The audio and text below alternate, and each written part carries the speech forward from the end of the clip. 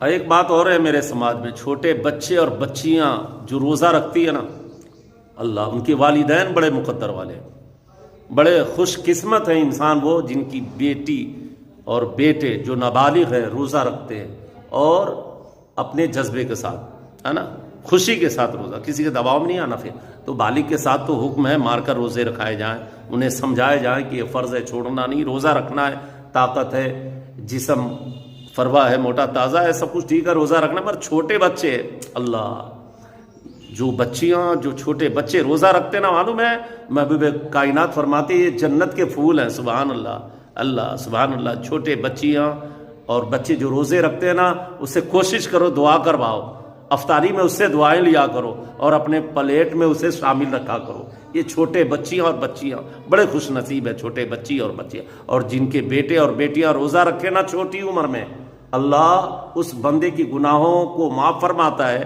اور ان کے والدین کے درجات کو بلند و بالا فرما دیتا ہے۔ کیوں؟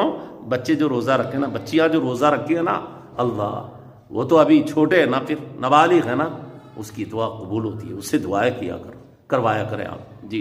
جو چھوٹے بچیاں، چھوٹے بچے منع جو روزے رکھے نا، اللہ ان کو اپنے دسترخوان پہ رکھو، انہیں دعوت دو، انہیں تحفہ دو، تحائف دو، نذرانے دو، ہے نا، ہو سکے نا تو ان کے گود میں پھول ڈال دو، خوش ہو جائے نا انشاءاللہ جی۔ تحفے دیا، جو اللہ آپ کو بہتر کرے، ہے نا، اس کو راضی کر لو، ہنساؤ، مسکرا دینا، پھر وہ خوش ہو جائے نا بچہ، 1 روپیہ 10 روپیہ 50 روپیہ سے نا، وہ آپ کی نظر و نیاز سے تحفہ، تحائف، کپڑے سے لتے، جو کچھ ہونا پیش کر لو۔ بچے روزے رکھے نا، رب تبارک و تعالیٰ نے فرمایا جو اس چھوٹے ننھے روزے دار کو خوش رکھا، رب کی رحمت کو اس نے راضی کر لیا، رب کو راضی کر لیا، رب کی رحمت اس کے لیے ہے نا۔